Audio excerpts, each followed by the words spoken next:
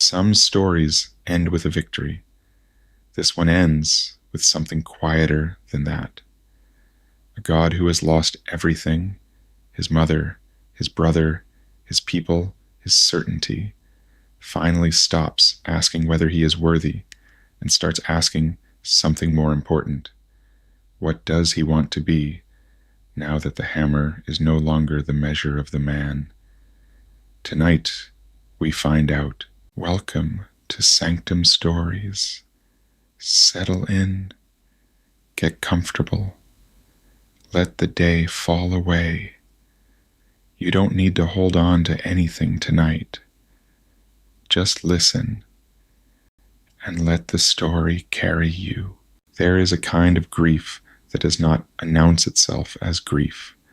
It does not arrive with ceremony. It is slower.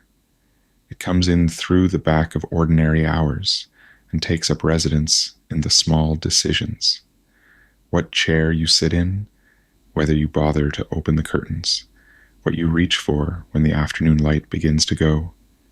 For 5 years, Thor sat in that silence.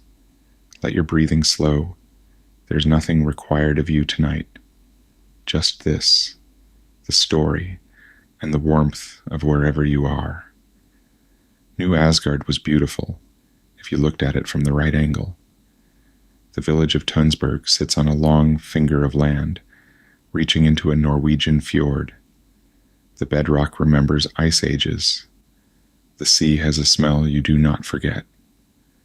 Thor had brought the survivors of Asgard here because memory lived in the stone. In the old names the landscape had been wearing for centuries, before any cartographer arrived. Not Asgard. Nothing would ever be Asgard. But the closest thing left that felt like a beginning rather than an ending. 5 years after the snap, past the drawn curtains and the empty cans near the cottage door, put aside every picture you had ever carried of who he was. Every image of the man who had held open a dying star. The man inside was not performing anything. Grief had brought him here, and he had stayed. The beard had grown long and tangled, the body heavier, its own answer to a mind that had stopped caring. Korg a steady presence, the kind who does not know how to fix a thing, but understands that staying matters more than going. The drinking was not dramatic, not a statement. Routine maintenance on a numbness that without it would erode into something harder to manage. Valkyrie checked on the Asgardians.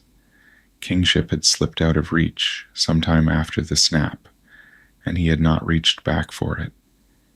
He told himself she was handling things, that the Asgardians were resilient.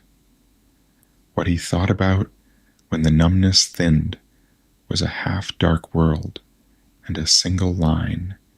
He should have gone for the head. When the visitors came, he thought at first they were the cable people. Rocket came in first, small and sharp-eyed. Bruce Banner behind him, larger than before in the literal sense, having made a kind of peace with his duality that the earlier Bruce never had. They hugged in the small kitchen, holding each other in the way of people who have been through the same fire. Banner told him about the time machine, Scott Lang, the quantum realm, the infinity stones, not the ones Thanos had destroyed, but earlier ones existing in the past. And Thor said yes, not because he was ready. He said yes because the words "bring them back" had a gravity that the drinking and the games and the careful forgetting had not reached. He found his coat and walked out into the gray October light of Tunsberg. The Avengers compound was full of people making plans. He fell asleep during the brainstorm session. The body, after 5 years at the lowest possible level of demand, had not been informed that things had changed. Someone put a blanket over him. When he woke, the mission had been a sign.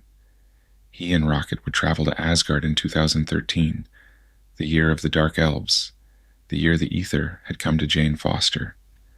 A part of him had gone very still when Steve Rogers said the words, 2013, Asgard.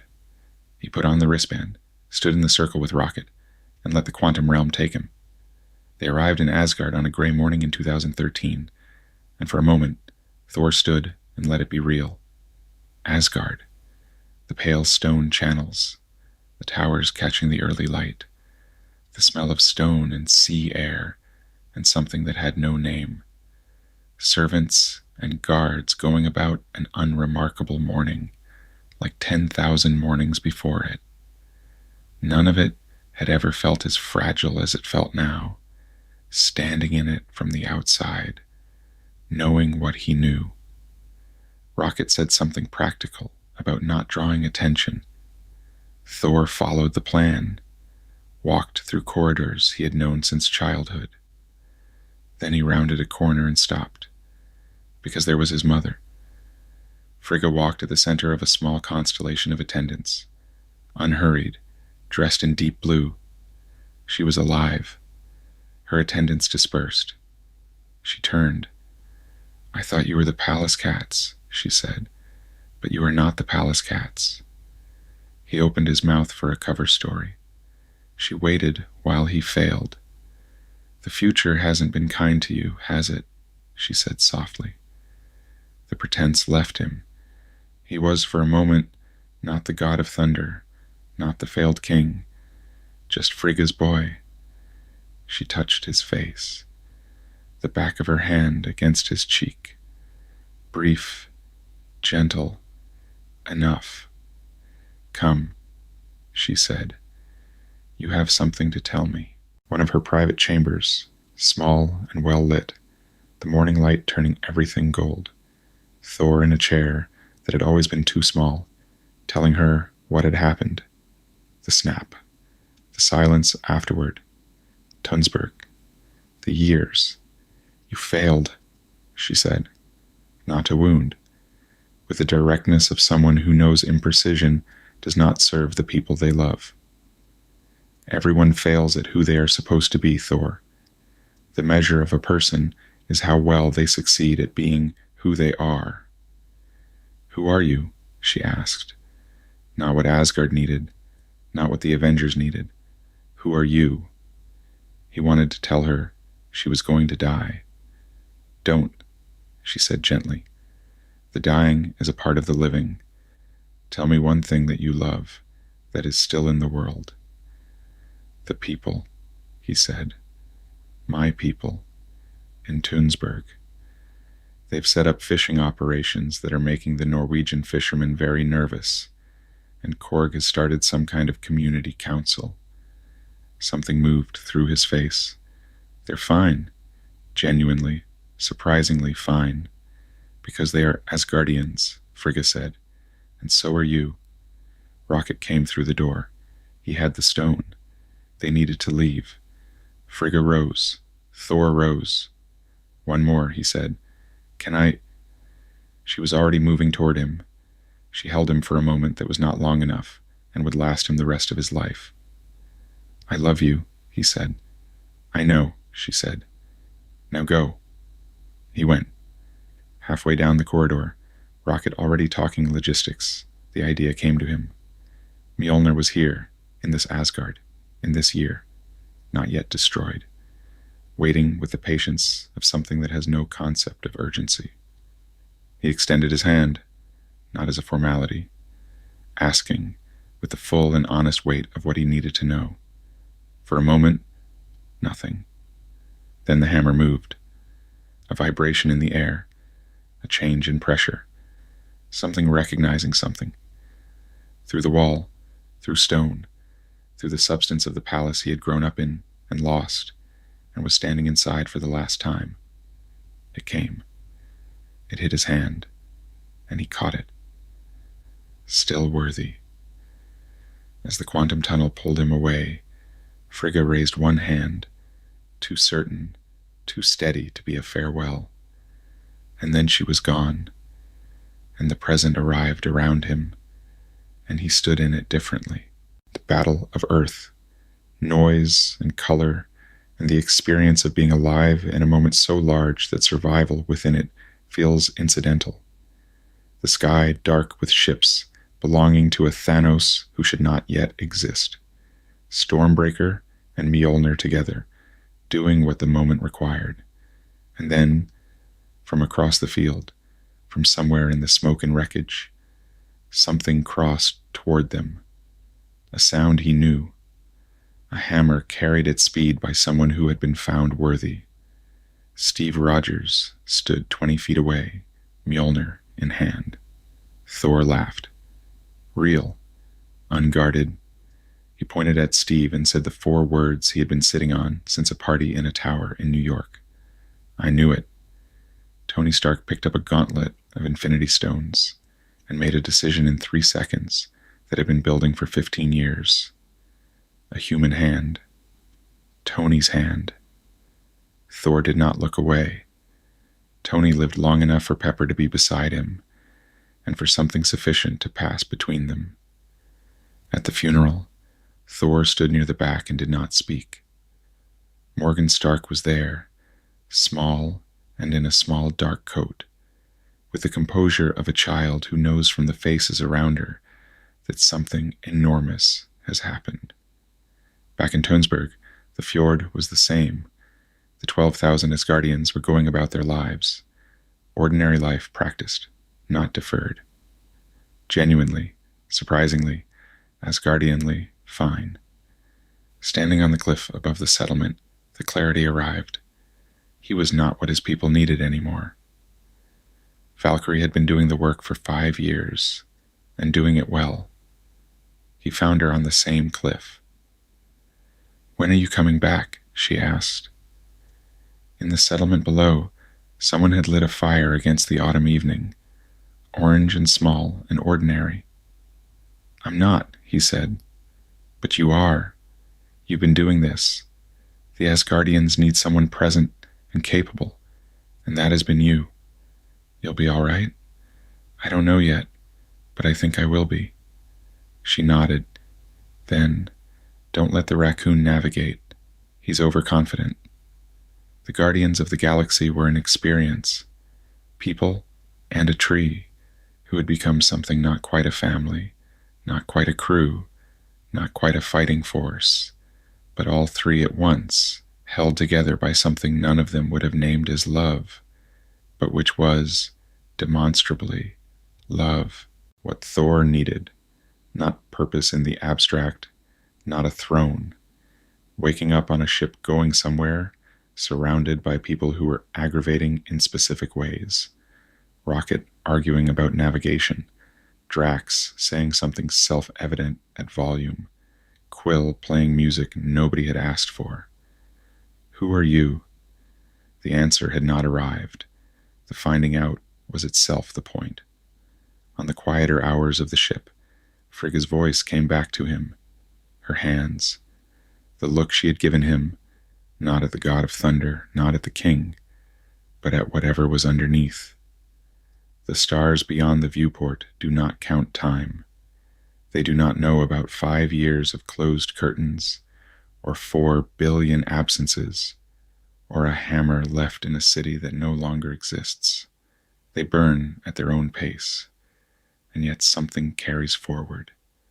Not the specific things, not the people, not the moments, not the cities of pale stone.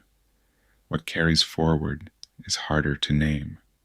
The fact that any of it happened, the fact that it was real, the love that existed in it, between brothers, between parents and their imperfect children, between people who found each other across the distances, between worlds, and chose to stay.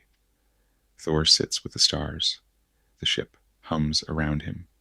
He does not know what he will find where he is going. The hammer came. That is enough for tonight. Let the ship carry you now. The hum of the engines is low and steady, asking nothing from you. The stars are enormous and unhurried. Tonight, let the grief of this chapter rest where grief rests, when you have finished carrying it for the day, not gone, not resolved, but laid down. A story about a man who extended his hand into the dark and found that what he needed was still there. Breathe out. The ship has you. There is a kind of wandering that looks from the outside like adventure. The ship moves between stars. The destinations change, and from a sufficient distance, it resembles a life with purpose and direction. Only from the inside can you feel the difference. The searching beneath all that motion, unnamed, because the person doing the searching is not sure the thing they lost is findable, or whether they lost it or it left on its own. After Thanos, after the snap, after 5 years of dark rooms and the time heist and Tony Stark in the field, Thor found himself traveling with the Guardians of the Galaxy, a collection of people who had arrived in each other's orbit by accident and stayed by choice. Too loud, too spiky, too green, too inclined to bite when threatened, or in Thor's case, too much, too large, still learning to keep time with an ensemble that had its own rhythms. The showing up was something, and yet, you may know what I mean, that sensation of having survived the unsurvivable, of being here and whole and still breathing, and finding the question underneath everything. What now? Not asked in despair, asked in the bewildered voice of someone who had organized their life around a great purpose and found themselves on the other side without a map. Thor was 1,500 years old, and he did not know what he was for anymore. Settle in. There is much to tell tonight, and not all of it is easy. To understand what came next, you need to understand someone else first. His name was Gorr, not a warrior, not a king, a father, perhaps the oldest and most ordinary kind of person there is, on a world that had made him nothing. The land was barren. The sky was pale and empty. His people had survived on faith, genuine, trembling faith that the gods they prayed to saw them, cared about them, would someday grant them what they needed most. Gorr had believed this with his whole chest, prayed through hunger and cold and loss that came too often and too early. He had a daughter. Her name was Love. She died in his arms on a barren plain. He held her. He called to the God who was supposed to hear. He begged, the begging of someone whose belief has cost them everything and is owed at least the dignity of an answer. And then he found his God, not in the way of visions or prayers answered. He found Rapu in his realm, abundant, golden, comfortable, entirely unconcerned. When Gorr knelt and begged for his daughter, for the years of devotion to have meant something, Rapu began to squeeze the life from him with one hand. A sword appeared, black as the nothing that lives at the edges of everything, a weapon that had been waiting for a moment like this. In the end, with a sword in his hands, he killed Rapu, and the killing was not triumphant, and it was not simple. Gorr stood in the silence of that abandoned realm, the god gone, the sword in his hand, and nothing left to do but understand what had happened. He did not become a monster in that moment. He became a man whose grief had nowhere left to go except outward, who had found a direction for it, and a weapon, and a purpose. A dangerous combination in anyone, more dangerous still in someone who has confirmed that the gods are real and powerful and do not care. And somewhere in the space between his daughter's last breath and the weight of the sword in his hand, he made a vow. The Necra sword, the all-black, granted him shadows he could shape and monsters he could loose upon the worlds. It also cursed him, slowly consuming him from the inside, hatred eating through a person when it is the only thing left to hold. He could feel it. He chose it anyway. He moved through the universe like a wound that had learned to walk. And he killed gods. Not all of them were like Rapu. Gorr did not stop to check. The ones who were like Rapu confirmed the verdict, and the ones who might have been otherwise were not sufficient to reverse it. His path bent toward New Asgard. Thor learned this from Lady Sif, in the ruins of a world Gorr had already passed through. Sif was injured, her arm lost, her face carrying a warrior's stillness. Gorr was different from anything she had fought. He moved in shadow, brought darkness like weather, and beneath the menace, she had glimpsed something unexpected. Grief. Real. Enormous. Unhealed. Gorr's path was bending toward New Asgard. Thor went. New Asgard was already under assault. Shadow monsters pouring through the streets. Gorr moving through the chaos with the unhurried precision of someone who has done this before. And then a sound stopped him entirely. A sound he had not heard in years, immediately recognizable. Mjolnir, cutting through the air. She stepped out of the fight, removed her helmet, and there she was, just Jane Foster, astrophysicist, the truest version of herself. 8 years since they had last been in the same room. 8 years in which the universe had done most of its worst work. She was holding his hammer. The pieces of Mjolnir had been lying in New Asgard, preserved in a case. The enchantment had still been there inside every broken shard, patient, waiting, measuring, because Thor had once unknowingly enchanted the hammer, not only to answer the worthy, but to protect Jane Foster. The love had found expression in the one language available to a god of thunder. The hammer had chosen her, and she was magnificent with it.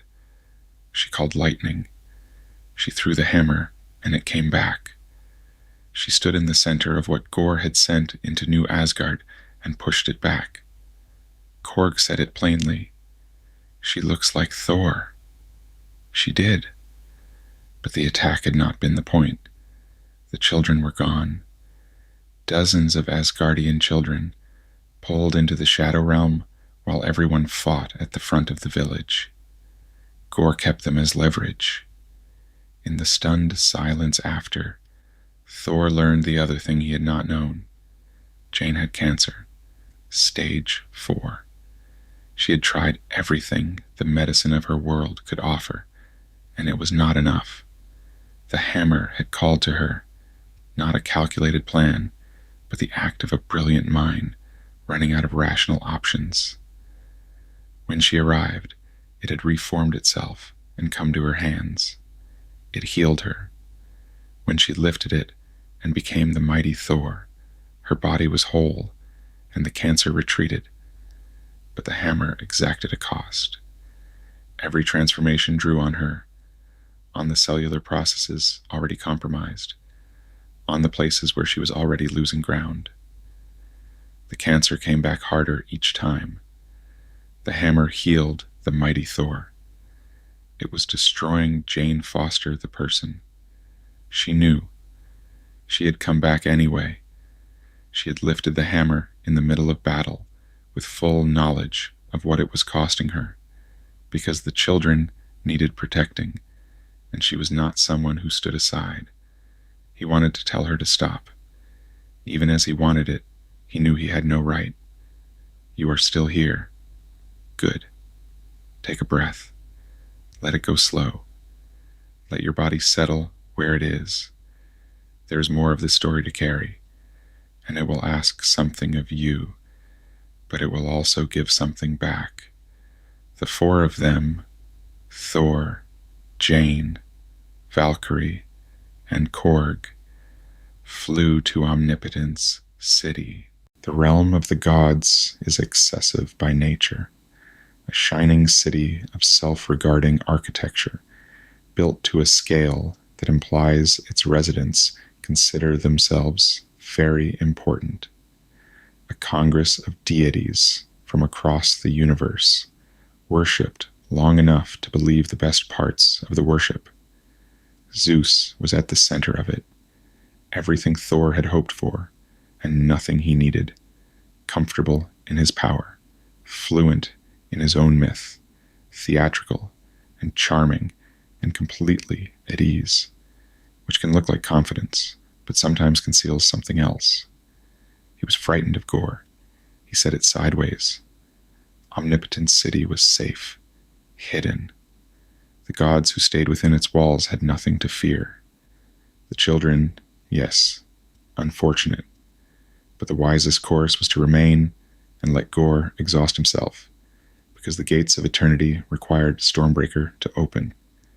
And Stormbreaker was with Thor, and therefore the gates would never open. Somewhere in Thor's chest, listening to Zeus describe the comfortable arithmetic of staying put while children were imprisoned in the dark, something went very cold. Zeus ordered them detained. Korg was nearly killed. They fought their way out, Thor sending Zeus's own thunderbolt back into him with enough force to put him down. They left with the thunderbolt, and without an army. They had each other. It would have to be enough. The shadow realm. Colors wrong in the way of certain dreams. Present, but muted. A low, constant sound, like the ambient noise of a place where the air itself is off. Cold in the subtler sense of a space where warmth has not been recently. The children were there. Thor could feel them. But Gorr had laid a trap. Jane saw it first. Ancient drawings on the walls showing Stormbreaker as a key to the gates of eternity. Gorr did not need to take it from Thor. He needed Thor to summon it, which was why he had the children, why he had Jane in his shadow grip, and why, when the choice narrowed to Jane's life or the axe, Thor summoned Stormbreaker. Gorr took it. Valkyrie was stabbed. Jane collapsed, the hammer having taken more than she could afford. Extracted by the Bifrost back to New Asgard. No children, no axe. The medical staff confirmed what he already knew. Every transformation prevented Jane's body from mounting its own defenses. The power healed the hero. The hero's body was not healing. She told him she wasn't going to stop. He told her he didn't want her to fight anymore. She told him it was her choice. Underneath all the distance and all the years, the love had not gone anywhere. He looked at her in that room and felt it with full force, and the full weight of what it meant to love someone who was going to keep doing the thing that was killing them. Mjolnir he left with her. A kiss. It should have been her choice all along, he told her. Then he went to get to the gates of eternity before Gorr did. The children of New Asgard were there, imprisoned among Gorr's shadow creatures. Thor arrived with Zeus's thunderbolt and no Stormbreaker, and a choice. The children were there. Their weapons. Small things, toys almost, wooden swords and practice shields. And he thought of his father, of Odin on the edge of a rainbow bridge, speaking an enchantment into metal. Whosoever holds this hammer, if they be worthy, shall possess the power of Thor. A father passing something essential into the hands of the next generation. Thor held the thunderbolt and touched it to their weapons, each one, pouring what he had into the act of giving. The lightning traveled down his arm and out through each small sword, each practice weapon, each thing that a moment ago had been a toy and was now something else. The children looked at their hands, then at him. They were Asgardians, he told them. He told them what Asgardians do. They went to war with the unself-conscious commitment of people who have not yet learned the habit of holding themselves back. 8 and 10 and 12, and terrifying.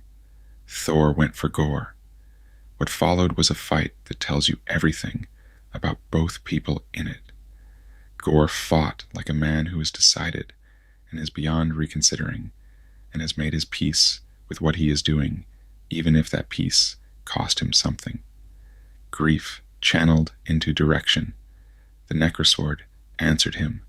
The shadows answered him. He had killed gods across the universe, and none of them had stopped him.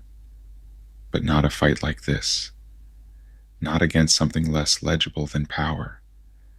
The children fighting with enchanted toy swords. Valkyrie injured and furious, holding a line, the complete absence of self-preservation in all of it, on behalf of children and each other.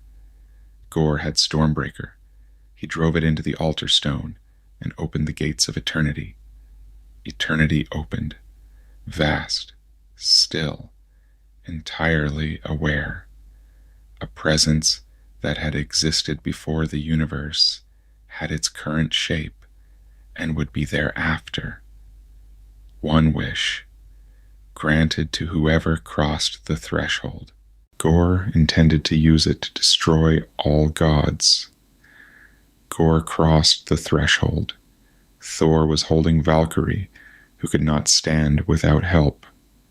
Watching Gore move into the light of eternity's presence, knowing, with the clarity that arrives sometimes in the worst situations, when everything simplifies, that the fight, as a fight, was over. And then Mjolnir came through the dark. She had felt it, from wherever she lay in New Asgard, the knowledge arriving without mechanism or explanation, the way it does between people who have loved each other long enough. She had lifted the hammer. She had become the mighty Thor one final time, knowing what it would cost her. Knowing the cost at this point was everything, and she had come.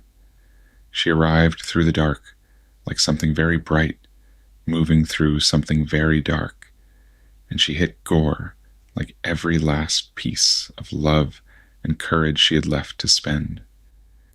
They fought together, Thor and Jane, side by side, better together than apart, moving around each other without thinking, the way people do who have known each other long enough that the space between them has its own intelligence.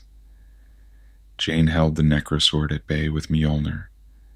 Thor kept Gore pressed back from the full reach of eternity's power, the unspoken language of people who trust each other completely. And Jane did what Jane Foster, in the end, does when she sees the solution to a problem. She solved it. She used Mjolnir, called every piece of it, every fragment of reformed metal, every shard that had once been shattered on a Norwegian floor and had found its way back to wholeness, and then to her, she used it against the Necrosword, not to block it, to take it apart, hammer and sword meeting with the force of everything both of them had left, and the Necrosword coming apart in the impact, its darkness scattering, its fragments turning to ash. Gore was free, not saved, cursed still by what the sword had been doing to him long before it shattered, but free of it, the compulsion, the consuming darkness that the Necrosword had been feeding on him even as he fed it, the slow consumption that had been underneath his purpose for all of this time, gone. And what was left underneath was not nothing. What was left underneath was a man who had loved his daughter. Jane collapsed. They came through into eternity's presence together, all three of them, drawn through by the threshold that had already been crossed. And eternity was there. Presence was there. Awareness was there. The weight of something infinite calmly regarding something finite and waiting. Gore stood before it, dying, the curse of the sword completing its work now that the sword was gone. not suddenly, but with the inevitability of a fire going out when there is nothing left to feed it. One wish to make. The whole architecture of everything, the gods killed, the children taken, the universe crossed, the weapon wielded, built toward this single point, the destruction of all gods, the dismantling of every divine thing that had allowed his daughter to die without caring. Everything paid for the right to stand here and speak the wish aloud. Thor knelt beside Jane. She was mortal again. The hammer's last use had given everything it had left. She was small and human and very pale and entirely herself, which is the most precise version of what I mean.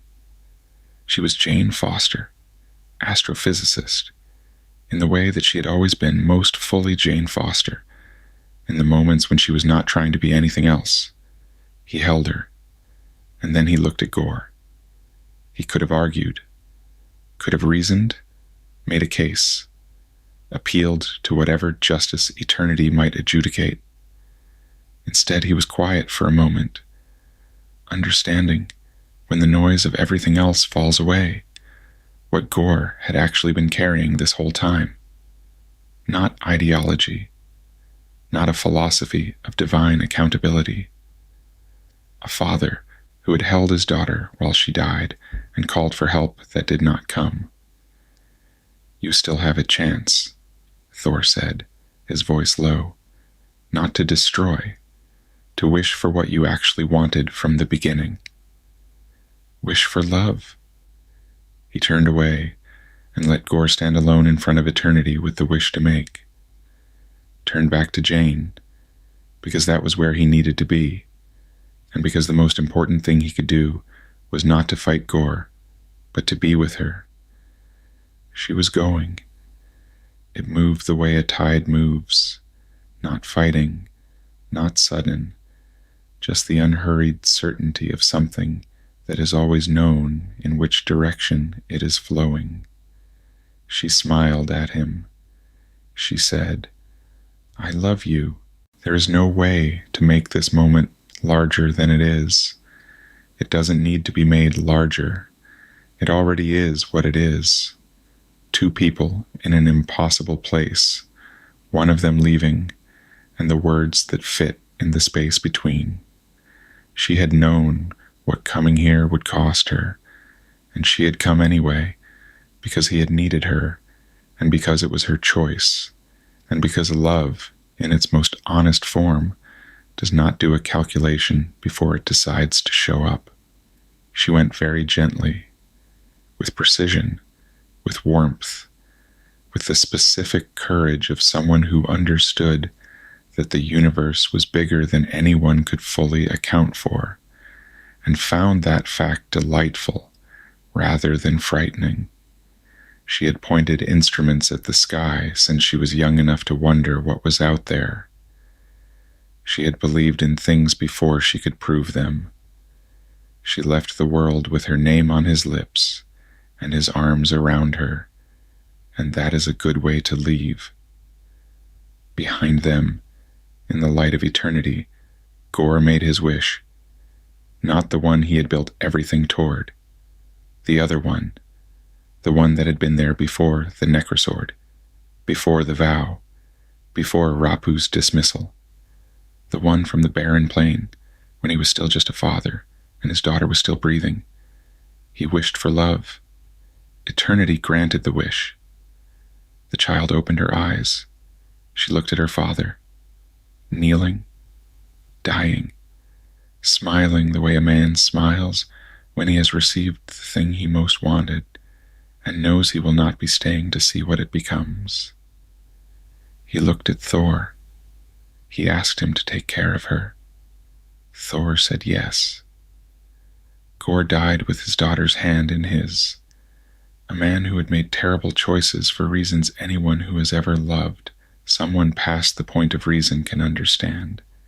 In the small, honest place where we don't judge but recognize. He had been wrong. He had caused enormous harm, and underneath the harm, the whole time, was a father who had never stopped wanting his daughter to live. The light of eternity held them for a moment. Then it let them go. In Valhalla, there is a threshold, just that, with a light on the other side of it, and a figure standing at it who has always stood there. Heimdall. He saw her. He smiled. And Jane Foster walked through. The children came home, back to New Asgard, through a bifrost opened by Axel, young Axel Heimdallson, who had his father's eyes in the most literal sense. The village received them with the efficient practicality of people who have kettles to boil and doors to open and arms to wrap around small shoulders. And the deeper thing underneath, the thing that doesn't need words. Valkyrie, who had lost an organ and was in considerable medical debt to the concept of consciousness, was nonetheless present for the homecoming, because Valkyrie has never fully understood that surviving severe injury is supposed to require rest. She had a village to run, and she ran it. A monument went up for Jane Foster. In the place where she had first appeared with Mjolnir in her hands and the power of Thor in her whole body, they put something there that people could stand in front of and remember. A scientist who had pointed herself at the stars from the time she was young enough to wonder. A woman who had been asked by a hammer whether she was willing, and who had said yes, knowing the terms. Who had said yes again and again, and one final time in a realm at the center of the universe, with full knowledge of what the last yes would cost. She had cost herself everything and given it freely, and the stone in New Asgard held the shape of what that means. And then there was the child. Love, the name Gore had given her, in the time before everything, before the desert, and the loss, and the necrosword. She was small and strange, and possessed of abilities that were still revealing themselves, including a pair of optic blasts that she was willing to deploy without much warning, and that Thor was learning to treat with appropriate respect. She was fond of Stormbreaker, which she carried the way a child carries something too large for them, with the complete seriousness of someone who has decided they are adequate to the task. She had drawn a smiley face on Mjolnir in what appeared to be permanent marker. Thor looked at this for a long time. He decided it looked better. He was not immediately a natural at any of this. The breakfast negotiations. She didn't like pancakes, which he found baffling. The disagreements about footwear. She wanted to go into battle in slippers, which he argued sensibly against and won, in the sense that she wore the boots, and also made her opinions about the boots entirely clear. The general experience of being responsible for a small person who was not interested in being managed and had optic blasts. He was learning. He was learning with the full commitment of a man who had arrived at a purpose he had not known he was looking for, and who had found it without recognizing it at first, and then very much recognized it. He called her love. They flew together, him and the small girl, with no past and extraordinary eyes, and the capacity for mischief that seemed to arrive in children, regardless of what planet they are born on or what circumstances shaped them. They went out into the universe and defended the people who needed defending, and Love discovered that fighting alongside a god of thunder with a weapon she had decided was hers was, in fact, a very satisfying occupation. And Thor discovered something that he had been circling without landing for the better part of a century.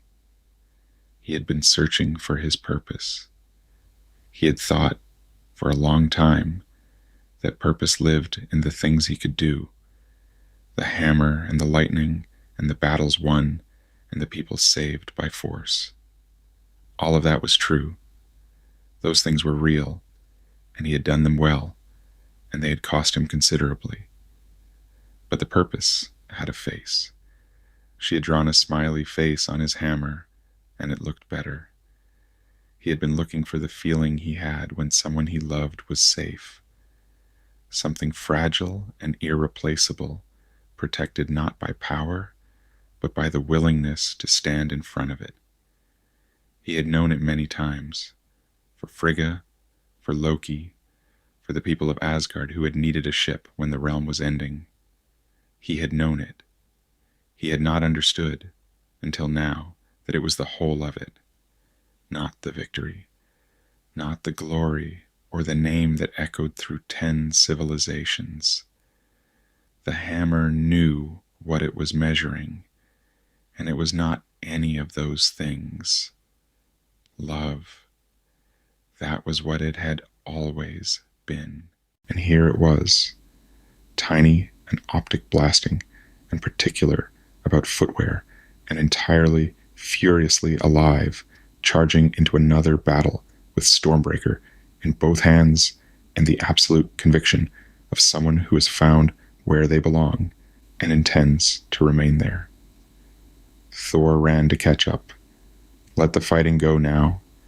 Let the sound of it fade, the way sound does when you are at enough distance and there is enough stillness. Let the light of somewhere far away find its way down to just the warmth of where you are, the dark that comes after a long day, when everything that needed doing has been done. You may be feeling that now, if you have let this hour carry you. The soft, unhurried dark of a room where you are comfortable, where nothing is required. Thor is somewhere far from here, doing what he does, defending something, carrying the weight of someone who loves something and will not let it be hurt while they are breathing. That weight is available to anyone, in any version of this life, in any world where loving is possible. You have known it, perhaps, or you will. Jane understood it all along, which is perhaps why she picked up the hammer when it called to her.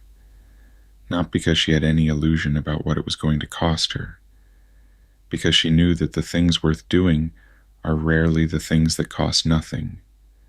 She paid the highest price, with full awareness and without complaint, and what she bought was real, a battle won, children home, a man held in the moment it mattered most, the truth of love spoken in the last place she expected to say it, and then the hall with the golden light and Heimdall's familiar face. She is at rest. Let that be true. Let it settle the way good things settle. Not quickly, not with fanfare, but with the certainty of something that was always part of the story, even when the story looked like something else. Breathe in, slowly, and out. Love and thunder. Two things that seem like opposites. One quiet, one loud, one intimate, one enormous. One the thing you feel in the smallest moments, the other the thing that shakes the sky. But they have always been the same thing, seen from different distances. The thunder is what love sounds like when it has somewhere to go. The love is what the thunder is for, when it has learned, finally, what it is. And somewhere between stars, a small girl with Stormbreaker and a smiley-faced hammer is asleep in the seat of a ship, breathing the even breath of someone who has been given a home and is beginning, slowly, to believe it. Thor watches her, keeping watch, as he has always done with the things he loves. Tonight, the watching is easy. Let your breath slow the rest of the way. The thunder has gone quiet. Let the love remain. Let it hold you. There is something I'd like to do before we reach the end. I'd like to stop moving for a moment, not because the story is finished. There is one chapter left, and it deserves its own space, but because there is a habit the mind has when a long story nears its close, of rushing toward the conclusion, of leaning forward to see how it resolves, when the more rewarding thing is to sit back and feel the whole shape of it. So, if you are comfortable, and I hope you are, because this chapter is not in a hurry, let yourself settle a little further into the quiet. Let the events of the previous chapters recede from the front of your mind and arrange themselves into something panoramic, a life, whole, a journey with a beginning you can still remember, and an ending that has already surprised us in the most unexpected way. Let me sit with you in this. Let me think through it aloud, because there is one thread that runs through every part of Thor's story, not loudly, not always obviously, but with the persistence of something structural, something load-bearing. Pull it, and the whole architecture holds together differently. Not strength, not power, not the capacity to summon storms or level armies or stand upright after something that would have killed anything less. Strength was never the question. Thor has always had strength. He had it as a young man boasting in Asgard's golden halls, had it when he swaggered into Jotunheim and started a war out of wounded pride, had it when the desert cracked around him and the hammer sat in the crater and would not move. He was strong then too. Strength was not the problem. Worthiness is something else entirely. Think back to the beginning, that golden prince, standing in the throne room on the morning of his coronation, full of the easy certainty of someone who has never once had cause to doubt his place in the world. He was, by any reasonable measure, magnificent. He was brave.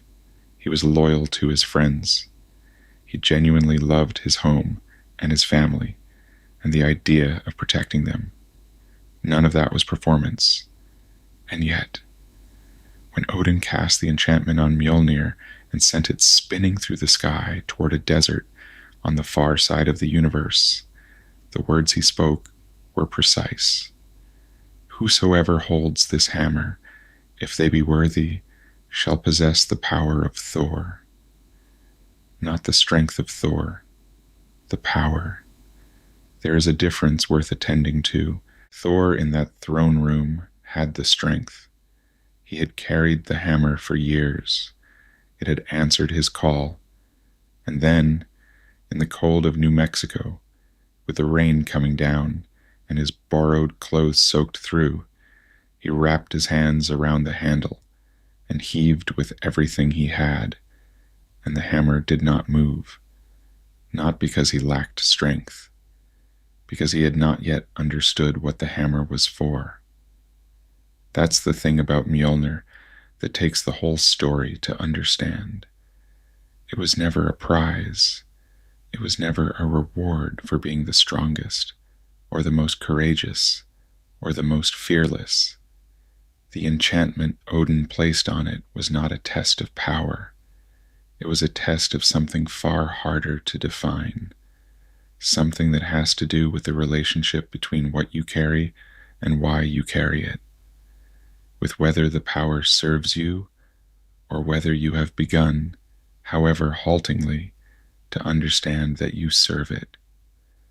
When the hammer finally came to him, when it rose from the crater and crossed the desert and returned to his hand, in the moment after he had offered his own life to save the town, to save Jane and the warriors, 36 strangers he had no obligation to, something had changed.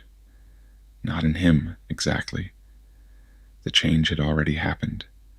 The desert and the hospital and the diner and the rooftop under the stars had already begun to do their work. The hammer confirmed what had already shifted. He had stopped asking what the world owed him. He had started asking what he could give.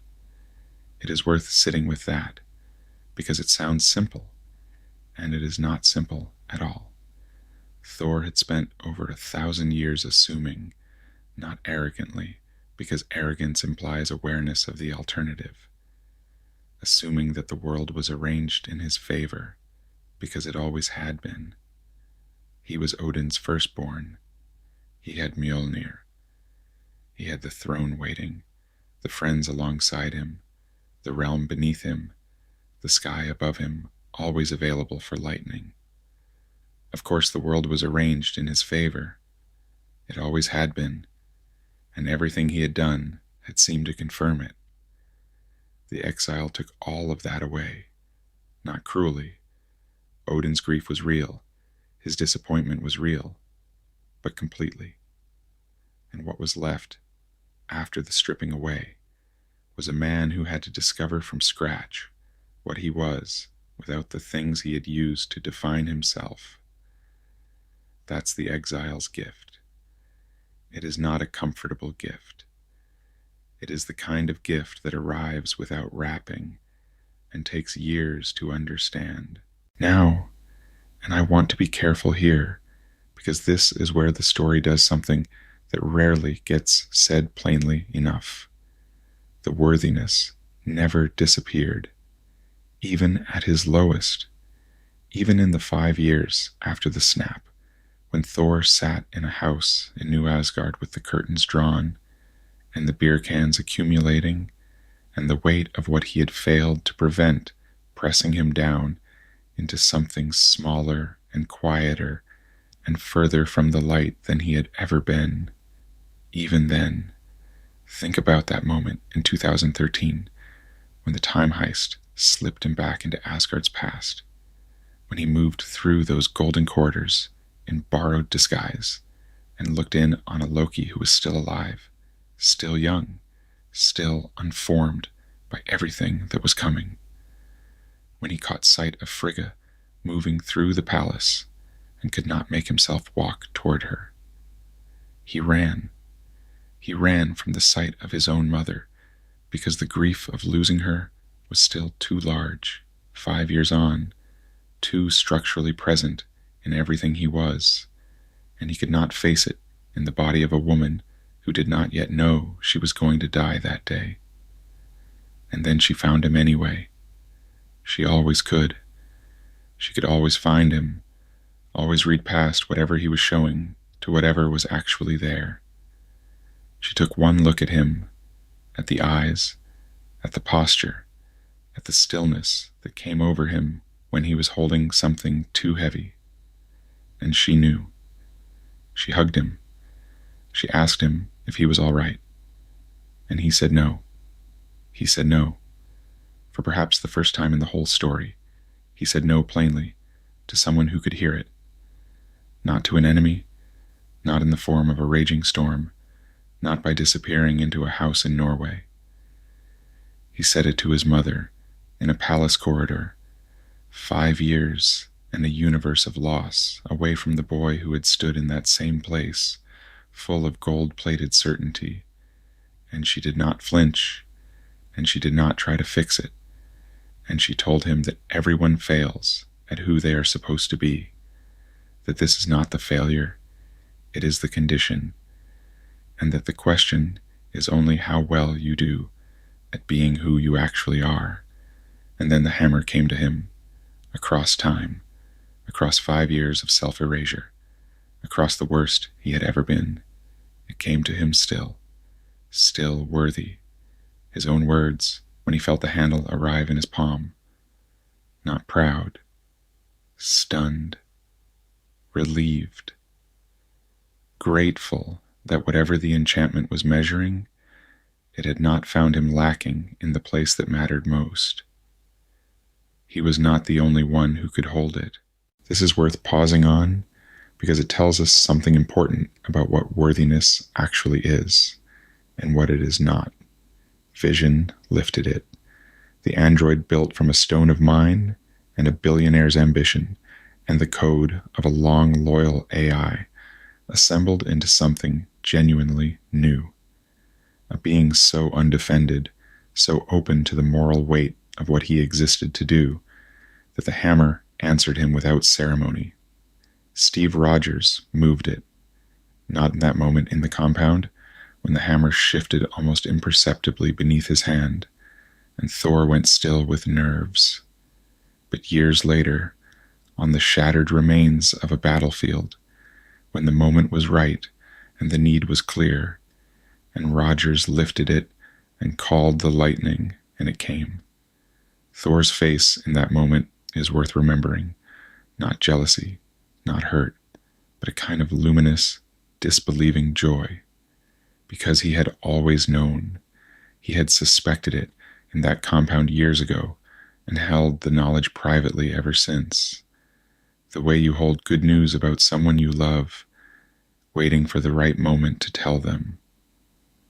And Jane Foster, who had spent her career studying the bridge between worlds, who had fallen ill with something the medicine could not reach, who was drawn to a broken hammer in a courtyard by something she could not explain in any of the languages she had for explaining things. The fragments of Mjolnir called to her, and the enchantment, which had always been about something other than the capacity for violence, recognized her, not because she was strongest, because she was the kind of person who chooses to fight not for the pleasure of it, but because something stands behind her that she is unwilling to let fall. Vision protecting life, because life is what he was made to value. Rogers carrying a shield shaped like a refusal to let injustice pass unchallenged. Jane standing between a dying god butcher and eternity with cancer in her blood, and Mjolnir in her hand, and the clear-eyed understanding that this moment was worth more than however many she had left. Worthiness is not about being without flaw. It is about orientation, about what you are facing and why. There is a question a father asked from inside a vision in the middle of an arena on a world made of wreckage. Are you Thor, god of hammers?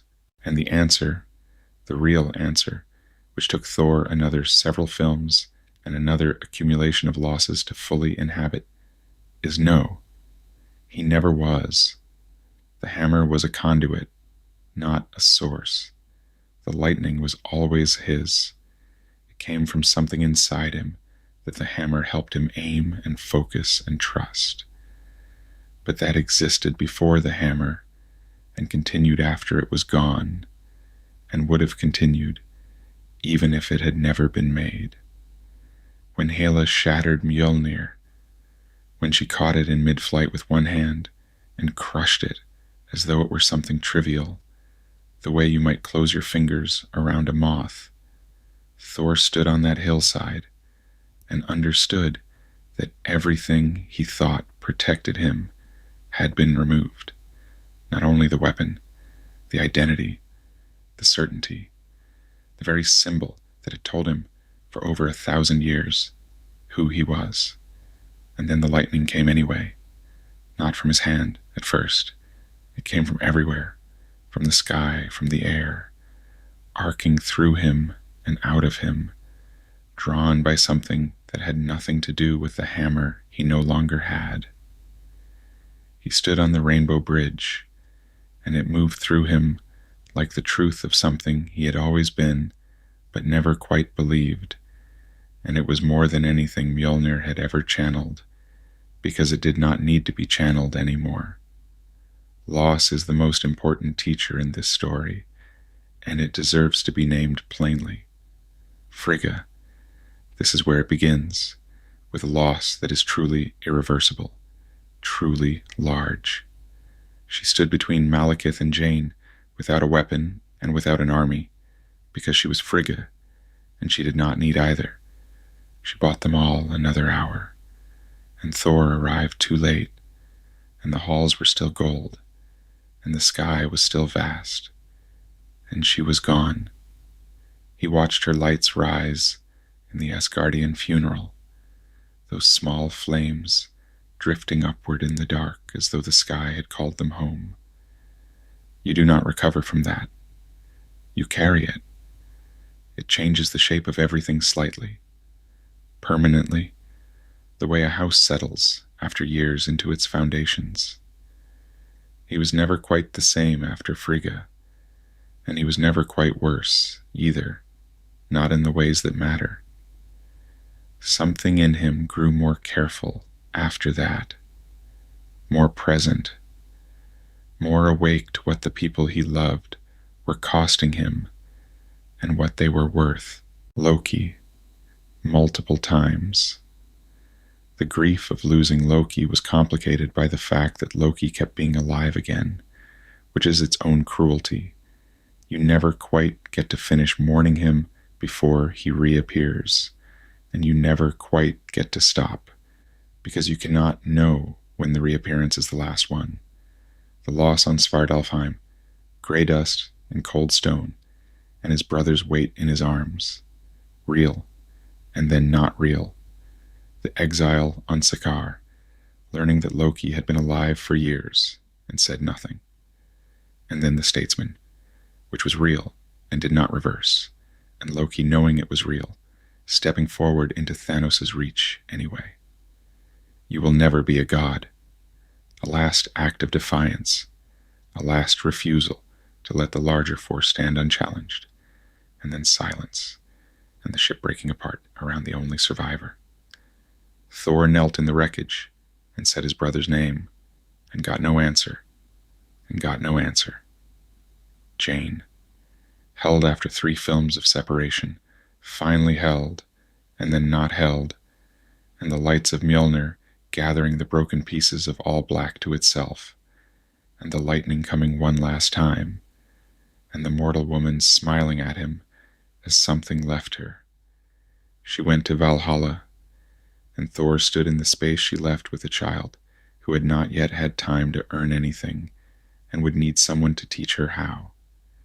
And then there is the snap itself, the field of ash, the knowledge, and this is the weight of it, the specific gravity, that he could have prevented it and didn't, because he wanted Thanos to know, because he needed the satisfaction of looking the man who had destroyed his people in the eyes and saying, "Remember when you said you'd do this?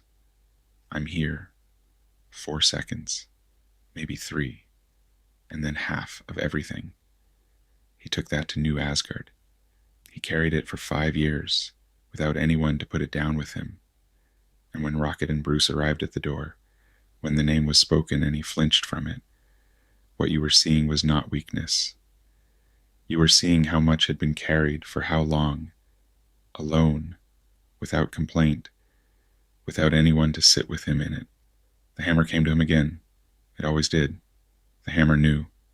What does it mean then? What is worthiness? Not this.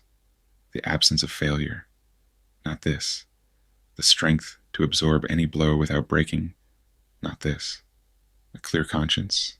A clean record. An unbroken run of good choices. Thor made terrible choices. He rode into Jotunheim full of contempt and nearly started a war. He arrived at Thanos 4 seconds late. He led his people to New Asgard and then disappeared into himself and left a Valkyrie to do the actual work of keeping a people together while he sat in a small house in Norway and could not make himself care about the day. And still the hammer came, because worthiness is not a permanent state. It is not a rank you achieve and hold. It is something closer to a direction, the orientation of your attention when the moment requires it. It is asking not what you are owed, but what you are needed for. It is holding your brother in the gray dust and grieving honestly. It is saying no when you mean no, and saying, "I don't know" when you don't, and opening the door to loss again, even when you know what loss costs. It is standing at the gates of eternity with Gore, the god butcher, with a dead woman behind you and a frightened God in front of you and saying, "You already won. Now choose what kind of person you want to be with the winning." Thor did not know that speech was coming, I think. I think it arrived in him the way the lightning did, not from technique, not from a plan, but from something older and more reliable than either, from the part of him that had been shaped by everything he had lost and had learned from it, slowly, across a very long time, that love is not a vulnerability, it is the whole point. He adopted love, not a throne reclaimed, not a hammer lifted, not a bolt of lightning arcing from the sky in vindication. A small child who had no one, in the arms of a man who understood exactly what it meant to stand alone in a universe that had taken everything from you, and who chose, knowing all of it, to offer her a hand. This is worthiness at its most complete, not as a declaration, not as a demonstration, as a daily practice, making breakfast for someone, arguing about boots versus slippers, teaching someone small how to fight, not because fighting is the point, but because the world is large and you want her to be able to stand in it. Worthiness expressed not as combat, but as care.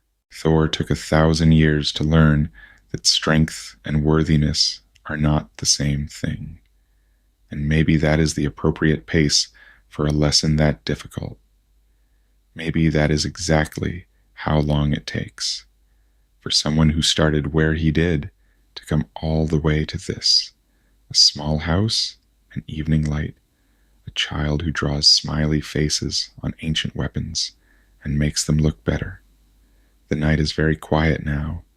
I find, sitting with this story at its close, that I am not sad. I expect it to be.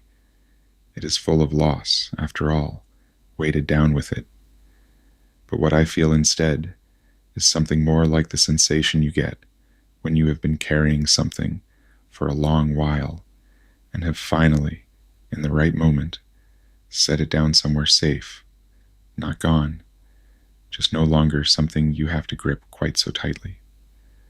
Thor's story is a love story, in the end. Not primarily a love story between people, though those are in it, real and costly, but a love story between a person and the truth of themselves. The long, circuitous, grief-soaked journey from who he thought he was to who he actually was.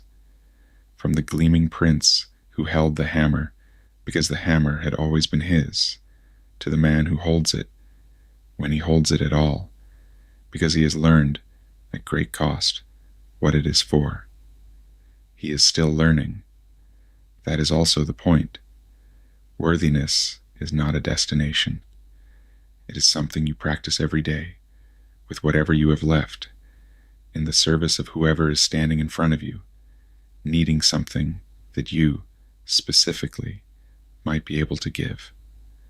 Let that settle now. Let the image find its place. The small house, the evening coming down over Norway, the sea sound, the child asleep, the father outside, perhaps, watching the water, not waiting for anything, not needing anything to be different than it is. Just here, just this, just enough. Breathe slowly. The final chapter can wait until morning. For now, let the dark hold you gently, and let the quiet do what quiet is for. Sleep well. There was a city once. You heard it described in the very first chapter, a long time ago. A city at the edge of the stars, all golden spires and falling water. Light caught between amber and midnight in a sky that couldn't quite decide between day and stars.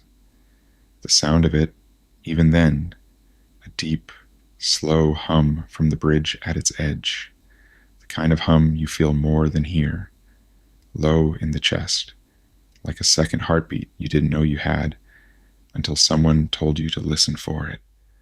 You stayed through the whole thing, every chapter, every storm, every still hour between. I want you to know that before we say goodnight, whatever the reason you came to this story, whether you wanted company in the dark, or something to follow down into sleep, or a voice to keep the night from being too quiet, you stayed, and I'm glad. Let your body rest. Let your breath slow. There's nothing left that needs doing tonight. That city is gone.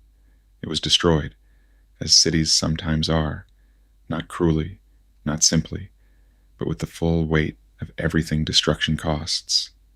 The towers fell. The waters stopped. The light that had held the dark at arm's length for 10,000 years went out. And what was left was smoke and grief and the long silence after. But here is what I want you to hold, just before you sleep. The Golden City never lived in the towers. It lived in the people. It always had. It was in the hands of the healers who moved through the colonnades on long evenings, choosing their words carefully, because they understood that words, too, were a kind of medicine. It was in the sound of the waterways that threaded through the rock, carved by 10,000 years of people, finding their way to the same good water. It was in every time a hand was placed on a shoulder without explanation. Every fire kept burning through the long cold, every meal shared at the end of a day that had asked too much of everyone at the table. When the people carried it to the shore of a gray Norwegian sea, the city came with them, smaller now, quieter, without the spires, but the warmth was the same, and the warmth was the whole of it. Thor is somewhere in that village tonight. He's not difficult to picture. He is in a small house, in a small room, sitting beside a bed that is somewhat too small for the chair he has pulled up next to it. A book lies somewhere nearby. A child is sleeping, or nearly sleeping, or doing the thing children do where they fight sleep with their last scrap of consciousness, and then lose all at once, suddenly, completely. He has one large hand resting where she can feel it. That's all. That's the whole of it. He has stopped trying to be the god of thunder. He didn't decide to stop. It happened gradually, and then completely, somewhere between one version of himself and the next. A father in a quiet room, a very large man being very still beside someone small, making sure she knows, in the way sleeping people still know these things, that someone is there. Outside, the sea moves against the shore. It has been doing this for longer than Asgard stood, and it will keep doing it long after. The stars are out tonight above New Asgard, the same ones that watched the boy become a prince, and the prince become a king, and the king become something none of the old songs had a word for, something earned rather than given, quieter than glory, less impressive in every outward measure, and more real than any of it. He doesn't need the songs to know that anymore. He knows because she's there, because he stayed. You've heard all of it now. Every loss, every ending, every moment where there was nothing left to do but remain standing and find out what was left of you when everything else was gone. You know the road he walked and what it cost him to walk it. I'm not going to rehearse it here. You carry it already, not as memory exactly, but as something softer, the shape of a long story settling into you like warmth does, so that even when you wake tomorrow and the details have blurred at the edges, the feeling will still be there. That's what good stories do, I think. They don't leave you with facts. They leave you with something you can't quite name, some small calibration in the way you understand what a person can be. This one leaves me with something very simple. It leaves me with the image of a hammer lying still in a crater in the dark, and a man who couldn't lift it, not yet, and the knowledge that the gap between that moment and the man in the small chair beside the sleeping child is the whole of what the story wanted to say, that the gap can be crossed, that the crossing costs something real, that what you find on the other side of it is worth the cost, even when you couldn't have known that from where you started, that you don't have to be worthy of everything all at once. You just have to be willing to become it, slowly, at the pace the world requires. Let your eyes close, if they haven't already. The night is doing its slow work around you. The hours between now and morning are long and warm and full of nothing that needs your attention. You've done enough today, whatever it was, the small things and the larger ones, the things that went right and the ones you'll think about differently in daylight. It was enough. You were enough. Let it go quiet now. Thor is still in that chair. His daughter's breathing has found its rhythm, deep and even, slow as a tide. The book has been set aside. The light in the room is very low, not thinking about the battles, not thinking about the hammer or the lightning or all the ways he failed before he learned to do otherwise. Just here, in this room, in this night, in this one small life that was given to him at the end of everything else, when he had nothing left to offer, and the giving was all the more extraordinary for it. He doesn't call himself worthy anymore, past needing to. He stays. Thank you. Thank you for being here through all of it, through every chapter, every hour, every moment. You let this story be the thing that carried you towards sleep. It has been a privilege to tell it. These hours belong to you now. Let go. Let the warmth have you. You're done. Worthiness, it turns out, was never about the hammer.